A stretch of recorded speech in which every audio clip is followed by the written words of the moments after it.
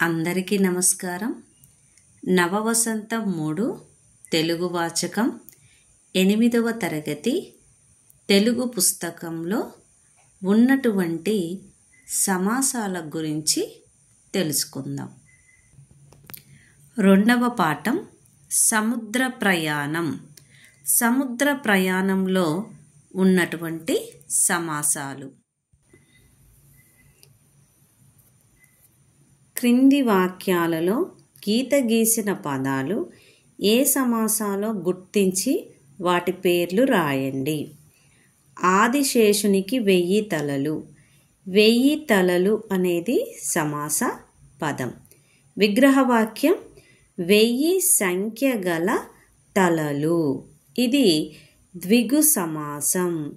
1000 సంఖ్య గల తలలు ద్విగు సమాసం.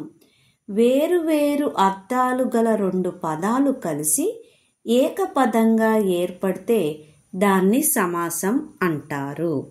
వేరువేరు అర్థాలు గల 2 పదాలు కలిసి ఏకపదంగా ఏర్పడితే దాన్ని సమాసం అంటారు. ద్విగు సమాసంలో మొదటి పదంలో సంఖ్య అంటే పూర్వపదం సంఖ్యగా గల సమాసాలను ద్విగు సమాసం అంటారు. పూర్వపదం సంఖ్య 1000 సంఖ్య గల తలలు. ఇది విగ్రహవాక్యం. ఇది ద్విగు సమాసం. కృష్ణార్జునులు సిద్ధమైనారు. కృష్ణార్జునులు కృష్ణుడును అర్జునుడును. ద్వంద్వ సమాసం. 2 నామవాచకాలు జంట పదాలుగా వచ్చి మొదటి పదానికి ఎంత ప్రాధాన్యత ఉంటుందో రెండవ పదానికి కూడా అంతే ప్రాధాన్యత ఉంటే అది ద్వంద్వ సమాసం. మొదటి పదం కృష్ణుడు, రెండవ పదం అర్జునుడు. విగ్రహవాక్యము కృష్ణుడును అర్జునుడును. సమాస పదం కృష్ణార్జునులు. సమాసం ద్వంద్వ సమాసం.